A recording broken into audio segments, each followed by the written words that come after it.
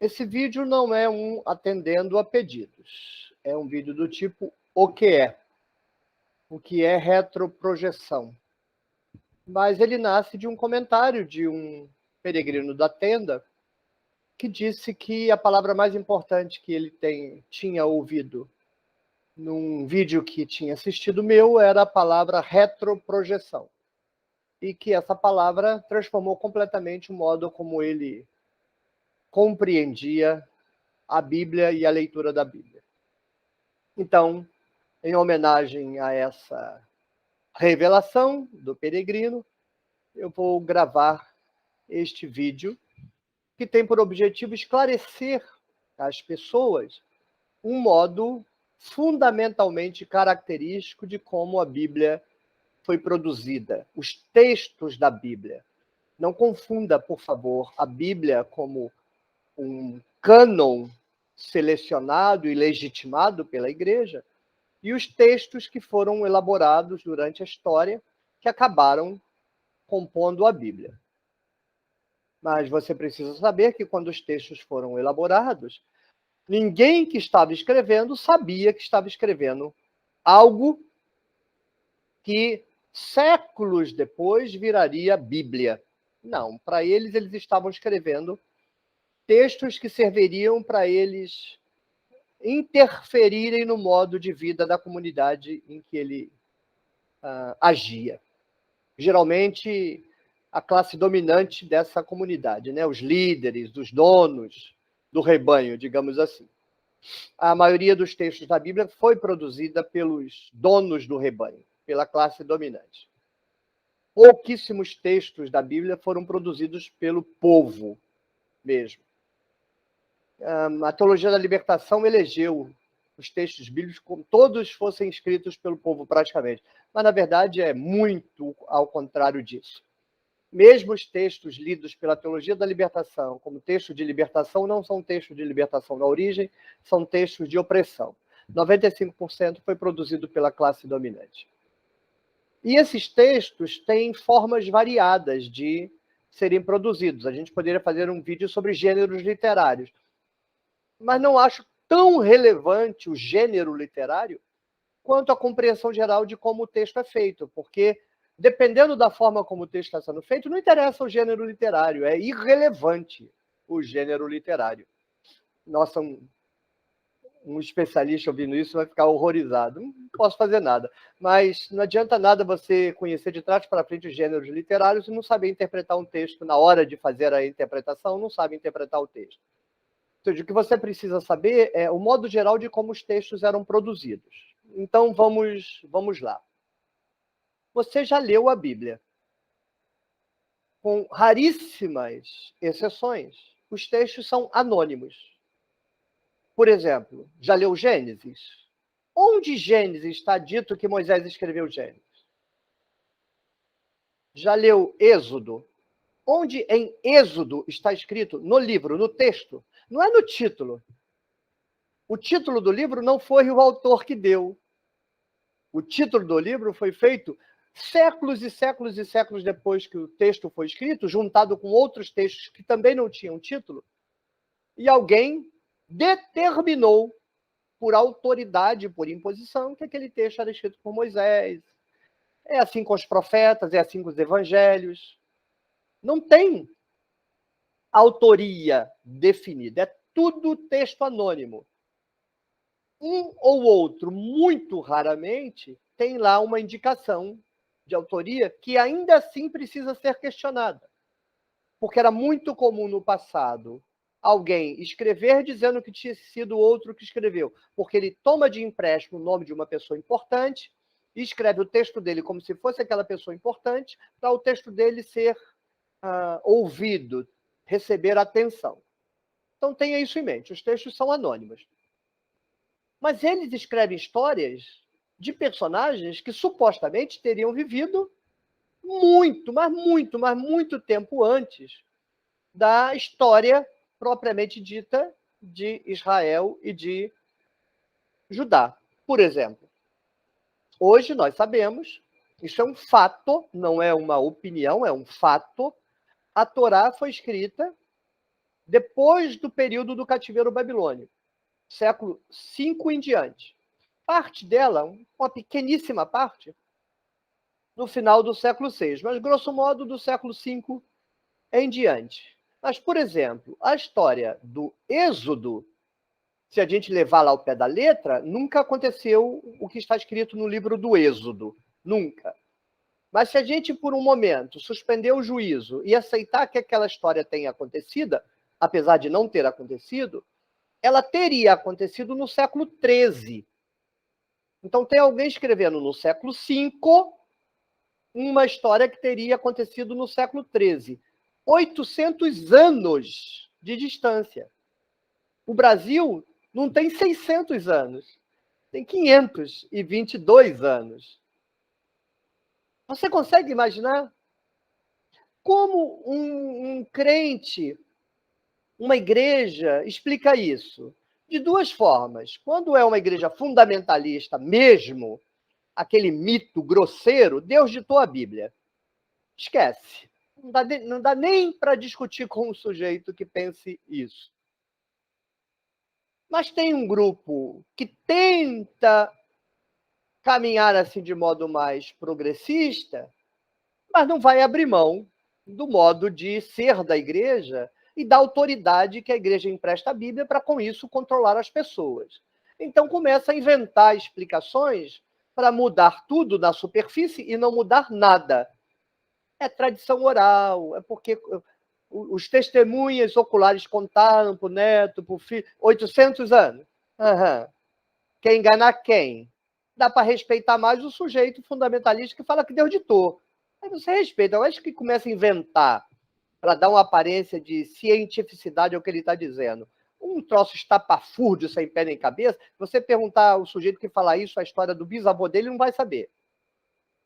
Ele não vai saber o descendente dele no século passado. Mas os caras contaram a história por 800 anos. É um negócio que não dá para levar a sério. E não é para levar a sério mesmo. Como então esses textos são produzidos? Bem, eles são escritos como se tivessem sido escritos no período que o evento está se dando. Quando você lê a história do Êxodo, dá a impressão que você está assistindo ao Êxodo, participando do Êxodo. Mas isso é uma retroprojeção. A narrativa está sendo escrita séculos depois, mas na narrativa você tem a impressão que está sendo escrita na época em que os eventos se deram. Onde isso fica assim mais evidente é nos evangelhos. Sim, nos evangelhos. Todos os evangelhos são retroprojeção, todos eles. Marcos, Mateus, Lucas, João. João é mais velho, né? O evangelho de João demorou mais para ser iniciado e concluído, né? Ele foi escrito durante um período, teve diversas fases, e ainda assim se começou a escrever muito tardiamente. Ou no final do século I, ou já no início do século II. Mas todos eles, seja Marcos, Mateus e Lucas, que são um pouco mais novos, pouca coisa também. Não é coisa de 50 anos, não. Tudo posterior à destruição do Templo de Jerusalém. Uns mais, outros menos, posteriormente à destruição do Templo de Jerusalém. Como eles fazem? Eles contam a história de Jesus como se você estivesse assistindo a história de Jesus, mas eles mesmos não assistiram. Nenhum dos evangelistas é testemunha ocular de Jesus. Nenhum deles caminhou com Jesus, andou com Jesus. O Evangelho de João cria a figura do discípulo amado que andou com Jesus e faz referência a esse discípulo amado no Evangelho para dar uma espécie de autoridade testemunhal ao Evangelho. Mas nenhum dos evangelistas conheceu Jesus pessoalmente, viveu com Jesus e ouviu Jesus. As histórias que eles contam, na melhor das hipóteses, são histórias recebidas pela tradição, naquele modelo de memória, tradição oral, que no caso do Novo Testamento faz algum sentido, porque afinal são só 50 anos. É óbvio que em 50 anos todo mundo esquece tudo. Se você conversar com molecada hoje, ninguém tem a mínima ideia do que foi a ditadura. E como tem um pessoal mais velho que era tudo de direita na época, então deturpa a história, mente sobre o período da ditadura, e a molecada jovem, quando não aprende mentira, simplesmente não sabe nada que aconteceu. Mas, de qualquer forma, nós temos memória. Estou com 56 anos, eu tenho memória do final, porque eu era muito criancinha, né? Eu nasci no ano seguinte ao início da ditadura, e você, como criança, não lembra nada. Meus avós não discutiam assunto com medo, então, na minha família, eu nunca ouvi falar de ditadura. Na minha família. Nunca. Meu avô, na época das eleições, as ruas de Mesquita ficavam lavadas de santinhos, literalmente, você não via o chão, tanto santinho tinha. Ele dizia para a gente pegar da arena, mas não do PMDB. Por quê? Com medo. E meu avô não é que ele era direitista, ele tinha medo. E eu nunca ouvi falar disso. Quando eu fui para a escola era uma escola da época da ditadura, então as histórias eram todas controladas pelo governo, tudo que você aprendia era o que o governo queria que você soubesse, tudo direcionado, ideológico, falsificado, deturpado, corrompido. Vivi minha vida inteira sem conhecer a minha história, o que estava acontecendo ao meu redor, e sem conhecer a história do Brasil. Então, essa situação de história oral não explica coisa nenhuma, porque as pessoas se calam, inventam, deturpam, mentem, às vezes por preocupação. Tem preocupação com os filhos. Era o caso de meu avô. Meu avô tinha preocupação com a família. Então, ele não permitia esse tipo de conversa com medo do que pudesse acontecer. Então, não adianta a gente, a não ser partindo para o fundamentalismo de que Deus ditou, mas ninguém leva isso a sério. Não tem nenhuma igreja, nenhum pastor, nenhum crente que diz que Deus ditou a Bíblia acredita nisso. É conversa fiada. Porque se ele acreditasse, ele venderia tudo o que tem e dava para os pobres. Porque Deus teria dito que quem quiser herdar a vida eterna tem que vender tudo e dar aos pobres. Você já viu algum pastor fazer isso? Mesmo esse fundamentalista doido? Não faz e não vai fazer. Ele fala isso só para enganar essa ovelha, para as ovelhas ficar ali com medo de que foi Deus que ditou, e o que ele mandar a ovelha fazer, a ovelha faz. Mas ele mesmo não vai botar a mão nisso, nessa tranqueira. É conversa para enrolar as ovelhas. E enrola. São muito bem sucedidos no processo de mentir e enrolar. Então, como são essas histórias feitas? Retroprojeção. Você escreve hoje uma história que teria acontecido há 100 anos atrás, no caso de João, há 70 anos atrás, no caso dos evangelhos sinóticos, mas você descreve como se o texto estivesse sendo escrito no momento dos eventos. Qual é o efeito? Bem, quem participa daquela cultura sabe como os textos são feitos. Então sabe como tem que lidar com essa literatura. Mas a população de 1000 anos depois, 2000 anos depois, está acostumada com jornalismo, com história. Então eles vão ler a Bíblia assim. Aí leem Jesus como se fosse biografia. Os evangelhos, as pessoas acham, quando não é um documentário da Netflix, vai lá a câmera atrás de Jesus, aí ele está vendo Jesus andando, Jesus falando.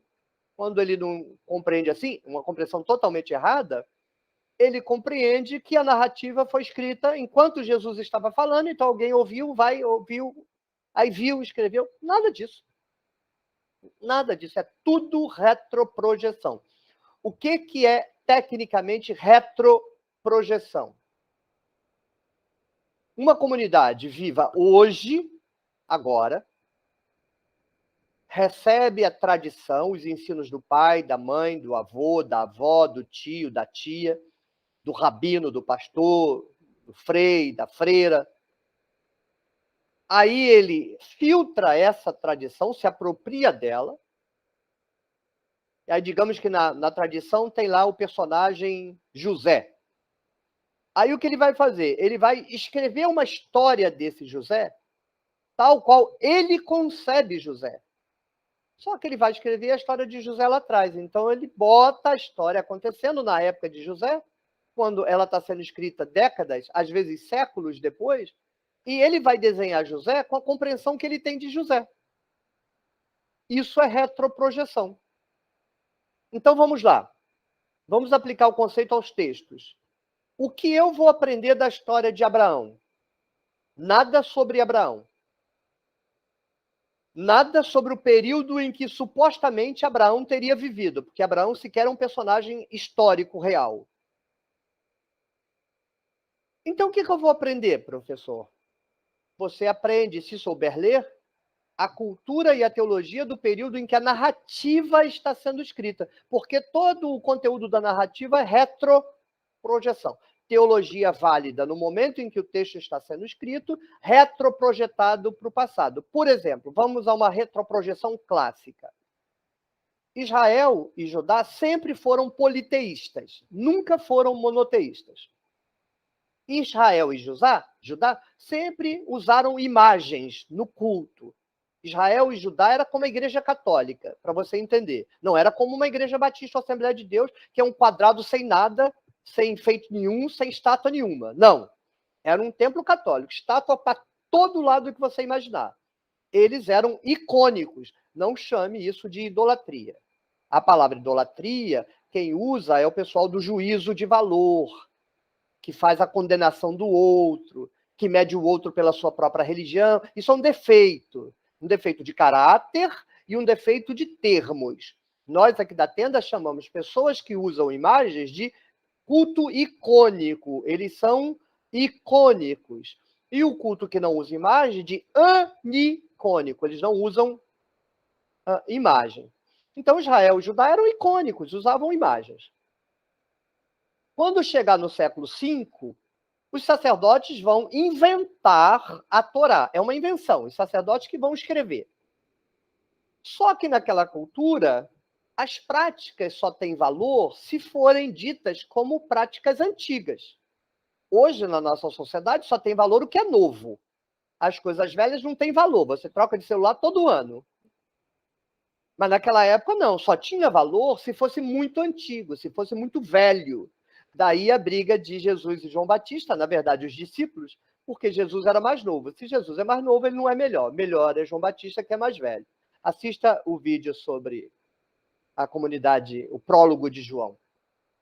Então, se você está inventando uma prática nova hoje naquela cultura, para você vendê-la, impor culturalmente à sociedade, você precisa transformá-la numa prática velha. Então, o que você faz? Você escreve uma narrativa dizendo que aquela lei não está sendo inventada agora, foi inventada lá atrás, 1300.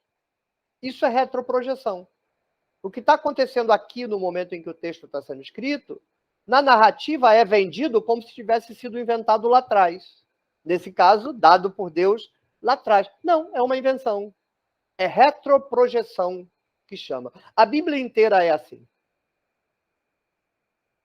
Poucos são os textos que você pode dizer o texto está sendo escrito no momento do problema. Por exemplo, o Salmo 53 é um texto escrito no momento do problema. Coríntios, a primeira carta aos Coríntios, ela está sendo escrita no momento em que o autor, supostamente Paulo, que é um autor sem dúvida nenhuma, se é Paulo ou não é uma questão de discussão.